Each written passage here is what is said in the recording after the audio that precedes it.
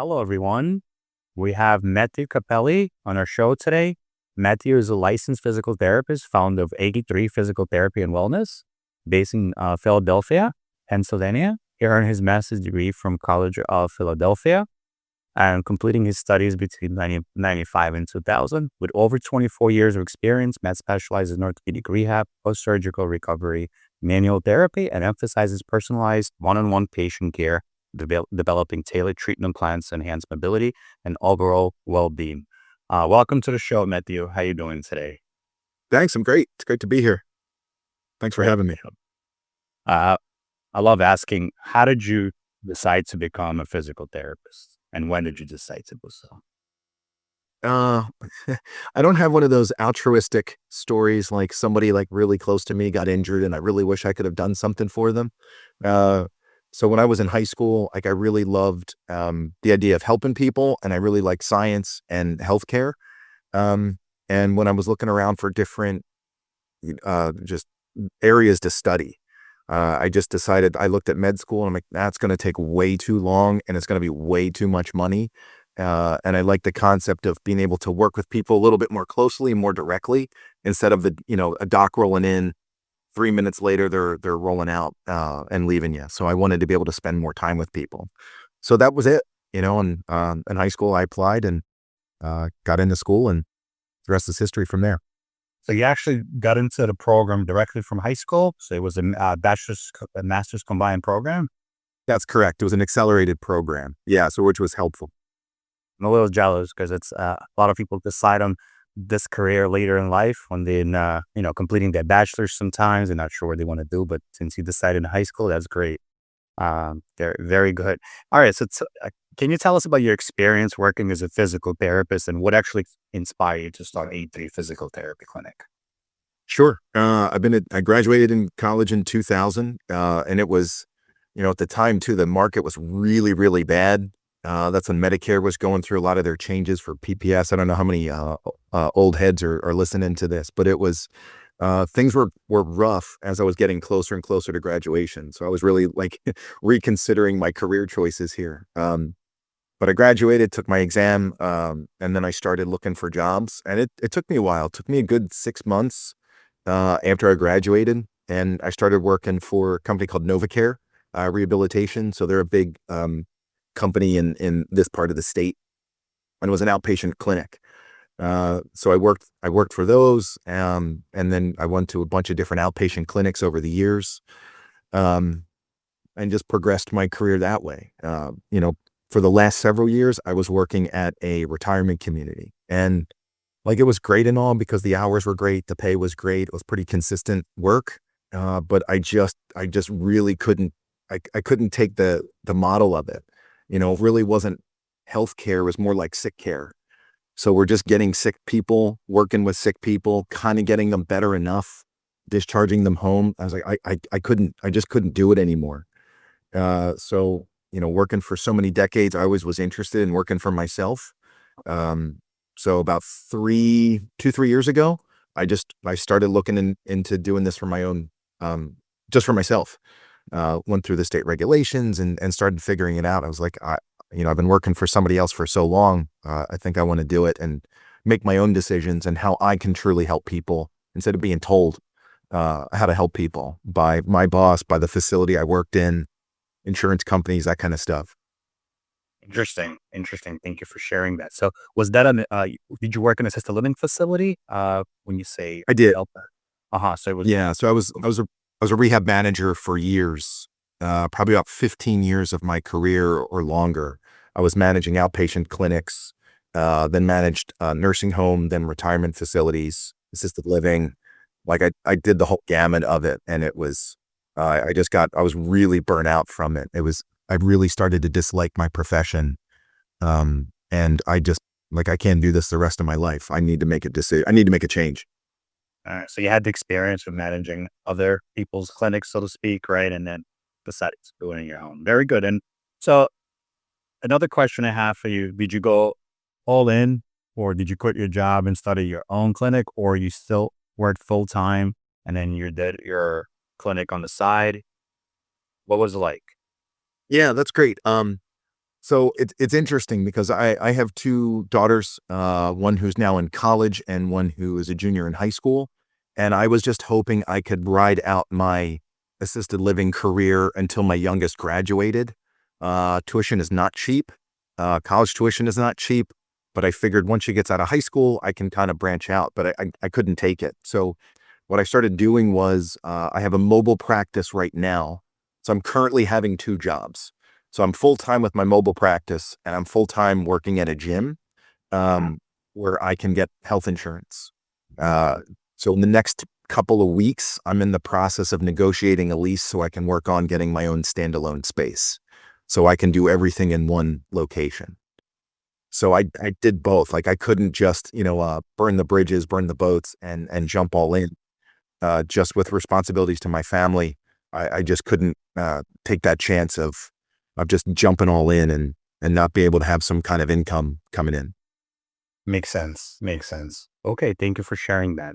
And then with the mobile practice, is it twice a week or 3 times a week? Do you see patients? 5 or 6 days a week. Also five. Okay. I do it. Yeah, no, it's full time. Like I do it every day, Monday through Friday, occasionally on weekends if I need to do some overflow patients or get somebody new started or somebody's having an issue. So I make my own schedule that way, which is great. Okay. So can you take us through the journey of starting your clinic? Would like the first 3 months, right? How did you get your first patients through the door, right? Or how did you find your first patients? Well, thankfully is I knew people in the community and then working at the gym. So I didn't start, it wasn't like I just teleported to another city and had to figure this out on my own.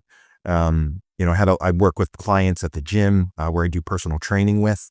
So some of those folks were having, their shoulders really painful. I'm like, well, I'm a physical therapist at the same time here, so we could probably work on this separately. So I was able to pull some patients from the gym, and then past patients, I called them up saying, hey, I'm starting my own practice. Would you, any issues? So I was able to just drum up business pretty quickly that way. Okay. And then at the gym, it's not physical therapy work that you do. It's personal training work. Correct. It's a little bit of both. I consider it more of a hybrid. There's other trainers that are just doing pure training. Most of my clients have some sort of issue or problem. So we work on the issue in the beginning and then we get into the training portion. So in an hour session, it might be 20, 30 minutes of PT work. And then we go right to the gym floor and then start doing the training piece, I love that. Like it's so much better than, when I used to work for like a lot of those PT mills, have 4 people at a time and you couldn't take them through any of the actual training stuff, which is great. Interesting. So that's a really cool model. So do you pay the gym anything or like, how does that work? Is like a space you have or you work in general area with the patients and with the clients? Well, for right now, I'm an employee of the gym. Oh, so that's it. No, So it's all commission. Yeah, it's all commission based for now. But that's why once I started doing this, I'm like, I'm pretty good at this. I can do this on my own. So that's why I'm looking for. I tried looking for a lot of gyms in my area that I could sublease space, because I didn't want to shell out a ton of money for equipment. But it's not working out well. So I started looking on for my own space from there. gotcha. Okay. Makes And then sense. Okay. And for mobile side of the business, right, that you're doing, uh, those you go to patients' homes, correct? And is it predominantly geriatric population, or you see younger populations you see in the gym, as well as geriatrics, or it's strictly younger population? that's all of the above. Probably my average client is 40s or 50s. I do have some Medicare patients, which is great, but what I ultimately am marketing to is that 40 to 50-year-old person. So nagging injuries, but want to be able to perform in the gym or be able to do recreational activities like play tennis or be outside, hiking, that kind of stuff. That's who I primarily am targeting, and that's who I'm working with. Okay, very good. Do you take any insurance? Do you accept any insurance? I do some. I do have a hybrid practice. And this was another thing that would help sort of mitigate some of my risk. So look, I can always find Medicare patients. And I looked at who are the best payers in my region, which is Blue Cross. So I contracted with Blue Cross. So that way I can always have some form of patience while I'm trying to do a cash practice. Okay. So right So now, who cares? yes, that's it. Because this was all part of my, initial decisions when I started doing this is I don't want to get stuck with some of those real terrible payers where it's a tremendous amount of time verifying insurance, doing all the intake stuff, getting authorizations, and being dictated by all these insurances how to treat my patients. Um, so I figured I would limit that to the ones that would give me the most flexibility and that I can always um, fall back on those if I'm having a hard time generating a cash practice. Okay. Okay. Makes total sense.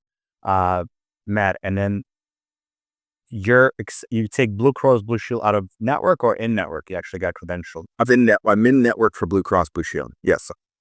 Do you accept any insurances out of network? I will if they have them. So any patients that will call me that are interested in my services, we'll talk. I usually will offer like a free assessment for them, just so I can meet with them to say, look, to see if this is a good fit for both of us.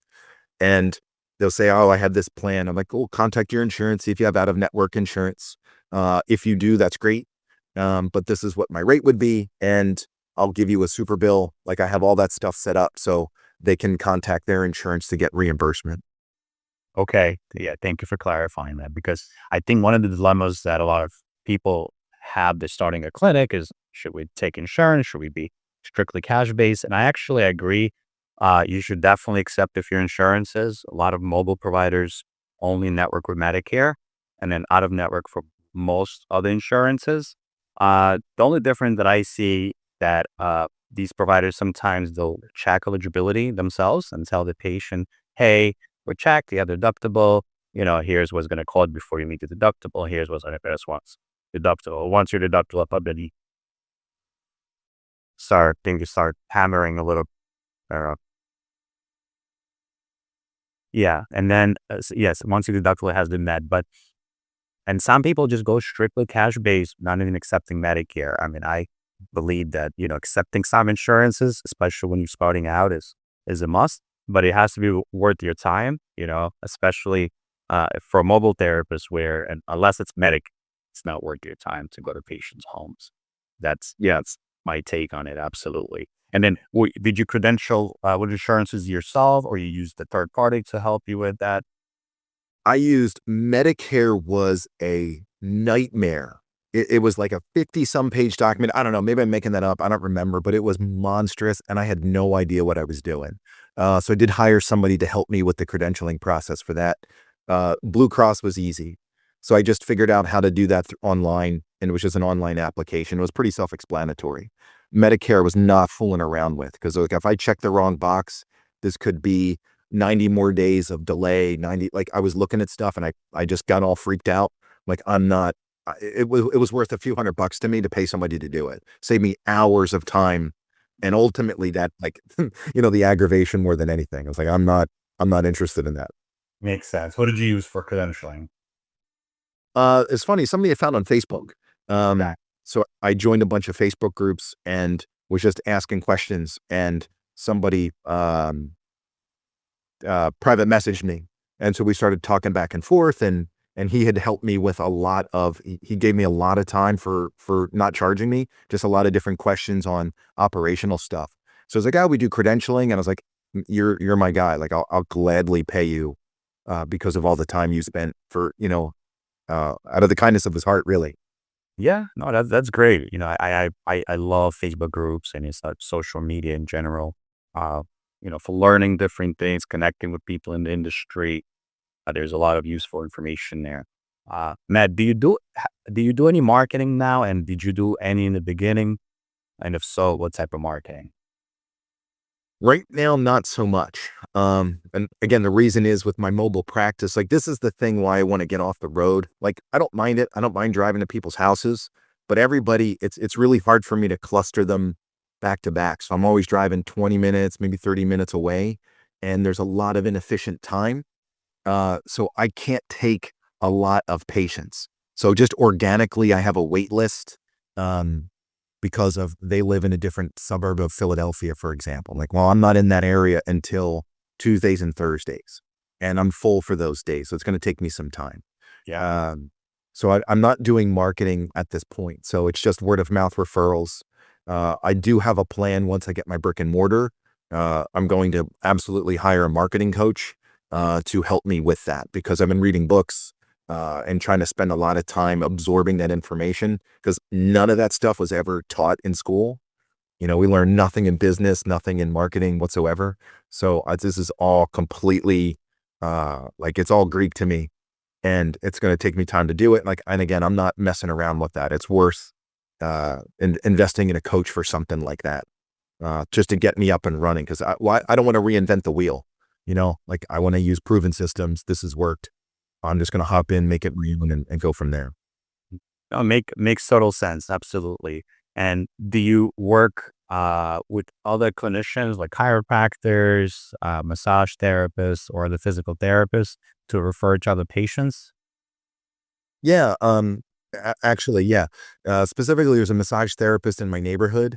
We've been doing a lot of cross referrals, which is great. And I've also just been compiling a list of different, like, medically adjacent practices or businesses. So there's in a 10 minutes away from me, there's a CrossFit gym. There is a cryo, like, wellness center, something like that. So I got in touch with them. I'm like, hey, look, I'd be love to, do a, like, an in-service for you guys, or a workshop, so we can help each other out that way. So trying to develop relationships in the community to cross refer. That's great. That's great. I hear a lot of clinics, the biggest source of referrals are the clinicians, right? That in this, especially if you're specializing in something very specific, and they just provide general services, possibly, so that, your course referrals generally work. And a lot of times for mobile type of clinics as well. And Matt, if you were to kind of look at your patient population, is it like 50% insurance, 50 cash based, or is it mostly insurance and then, maybe 20% cash base? Yeah, right now it's about 50-50, or maybe 55-45. So 55 insurance and 45 cash. Okay. Okay. Very good. Very good. And then, how much time would you say you spend on administrative work outside? Oh God. Oh, that's a terrible question. Um, on a weekly basis, far more than I wish I did. Oh, yeah. Uh, Easily, yeah, easily. Like, if we're not counting documentation time and stuff like that, I spend a good 10 hours a week on administrative stuff. I probably should be spending more, because I'm still trying to develop my policies, procedures, and operational stuff. Like, I'm creating, like, marketing material now, Okay. like, downloadable content, like my website, just updating my website and working on that stuff. So I want to be able to have, like, to give people offers of things. So, in exchange for their contact information, I want to be able to give them, like, an ebook for shoulder pain or ankle pain or something like that. So I'm working on those things, and it just eats up. I'm not a techie person. I'm bad with computers. So it eats up a lot of my time, because I'm just not fast at it. Interesting. And then, no, that makes sense. I mean, it's honestly, 10 hours, it's not, I wouldn't say it's terrible. And, like, some people spend more, some people spend less, but would you say a lot of that time goes into checking eligibility, uh, checking plan of, sending plan of care, submitting billing, or that's extra? That stuff's extra, but which is good, is I subbed out my billing. So, like, I use Hello Note for all my documentation, and then I have a person who has access to my Hello Note account, and then can submit my billing through Medicare and Blue Cross. And then I do all the collections for cash, copays, and all that kind of stuff. So that saves me an inordinate amount of time and a tremendous amount of headache. So it's completely worth it's completely worth the investment in that. It saves me so much time, that I've farmed that out. It's great. It's been really, really nice the last couple of months. I tried doing that on my own, and it was too complicated for me. Just trying to navigate the, the intermediary for Medicare. It's like, I don't know what I'm doing, and I don't want to make mistakes. And I'm submitting billing and I'm not getting paid for any of this stuff. Like 3 months went by and I wasn't getting paid. I'm like, I'm doing something wrong here. So I was able to find a really, really great person to help me with that. So it's money very well spent. Very good. And then for plan of cares, you utilizing the EMR's features, like the tracking plan of care and things like that. 100%. Yeah. Yeah.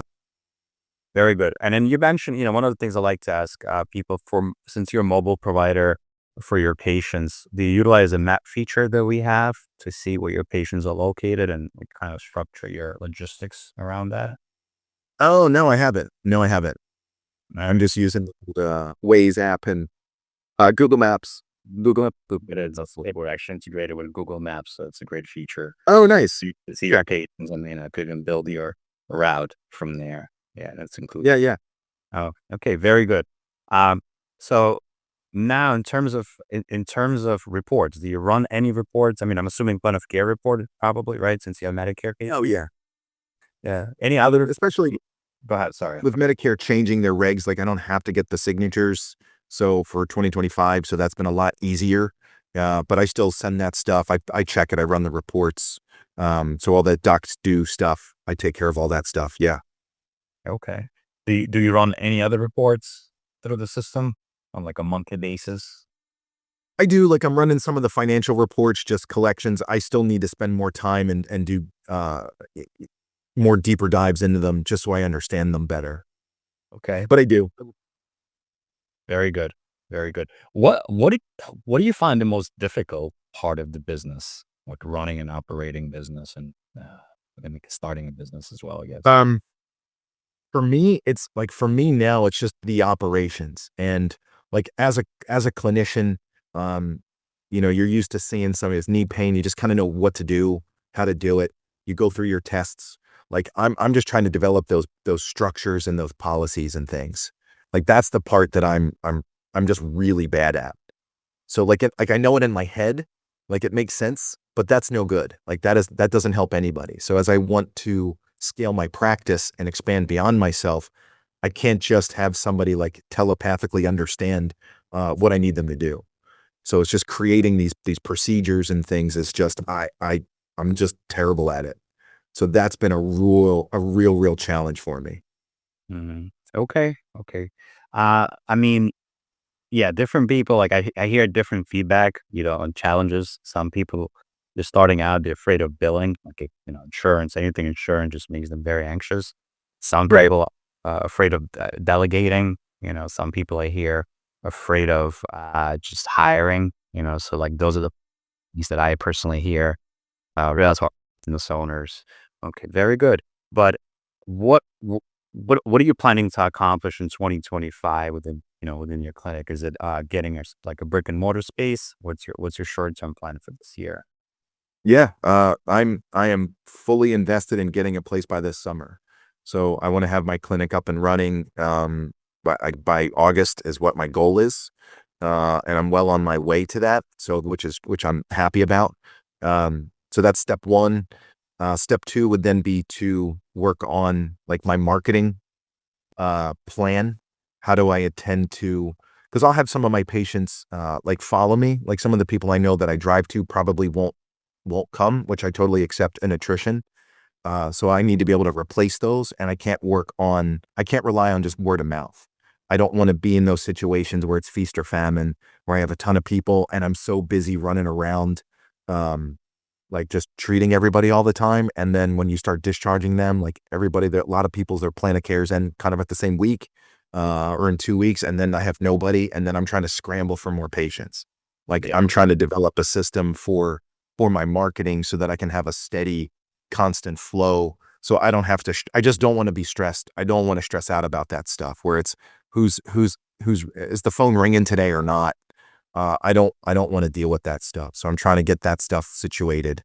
And then hire an administrative assistant or an office manager or someone that can help out with that operational stuff and that background stuff.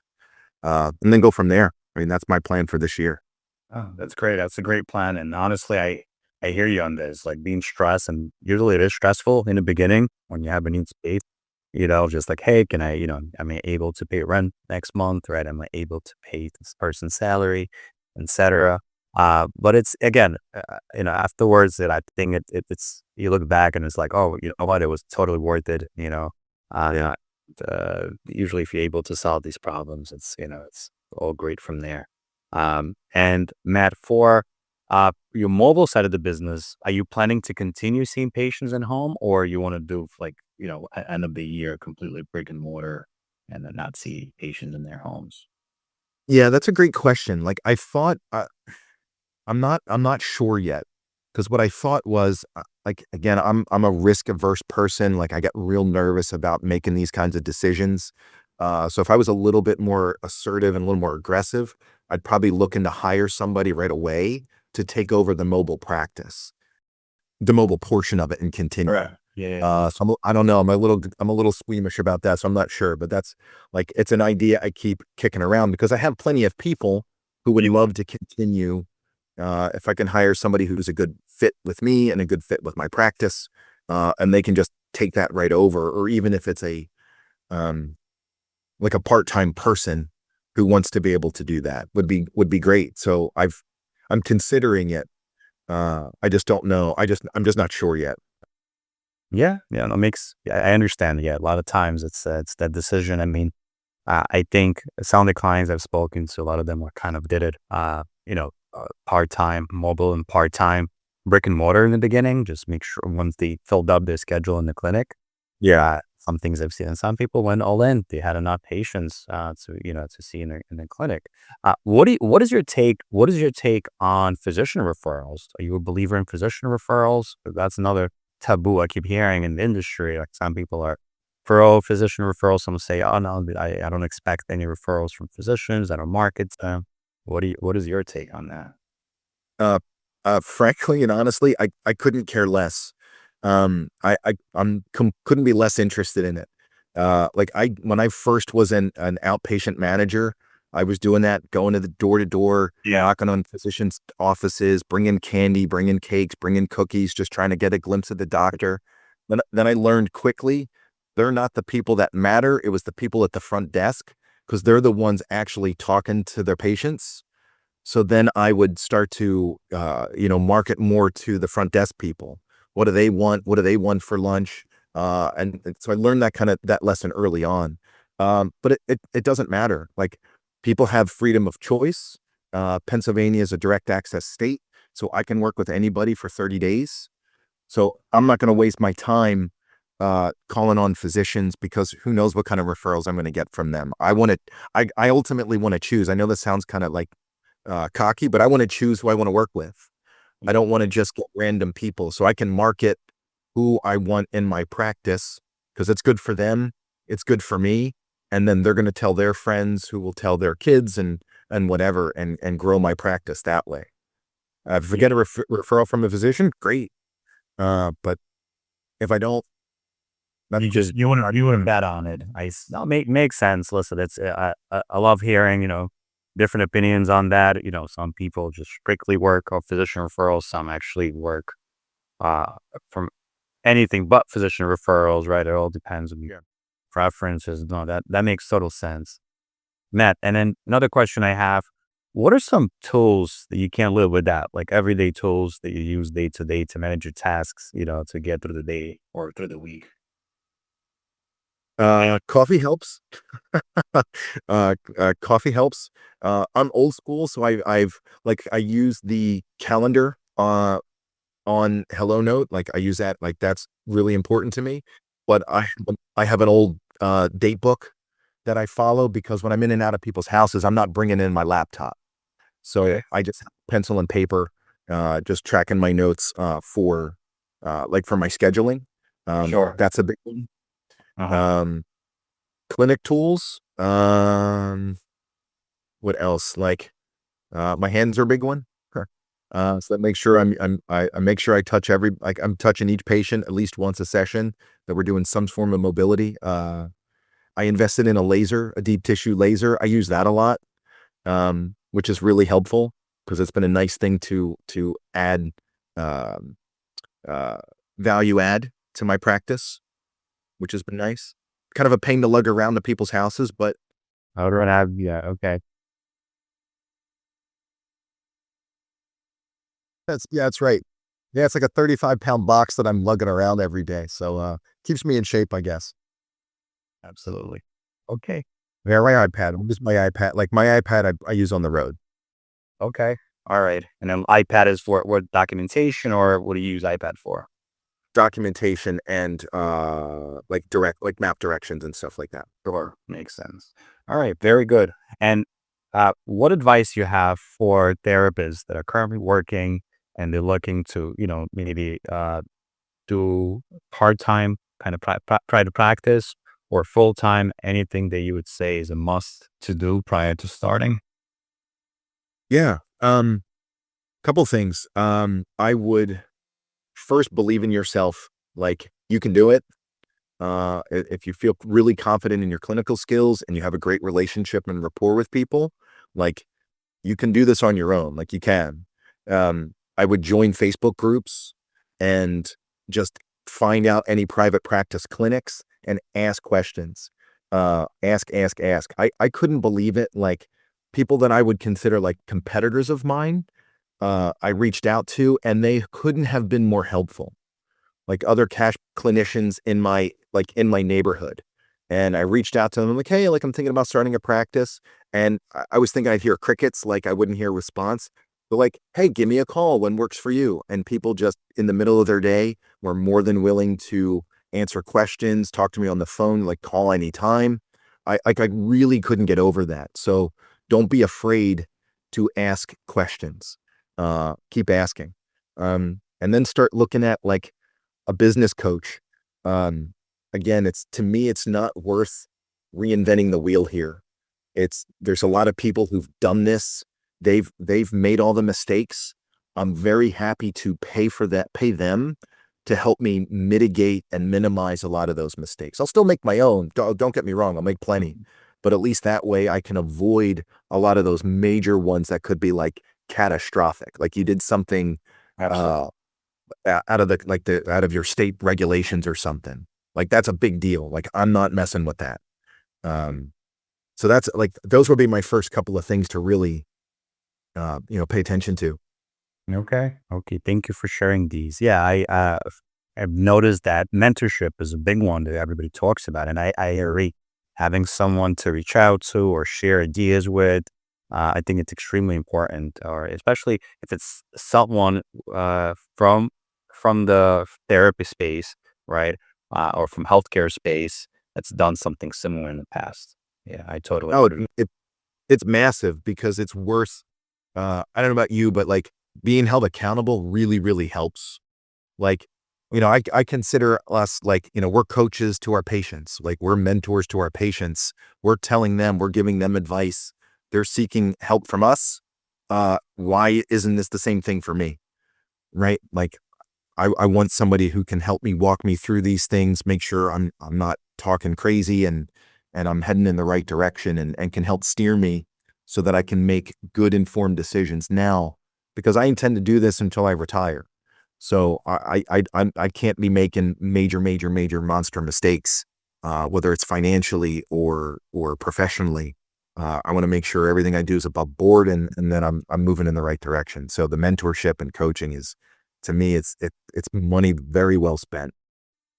Thank you for sharing this, and Matt, thank you for being on the show today. Yes, this is great. Time, and I'm looking forward to reconnecting maybe next year to see where you are and what. Absolutely, I'd be happy to. I would hopefully I'll be in a much different space Absolutely. this time next year. Thank you. Thank you for the time. You're welcome. Take care.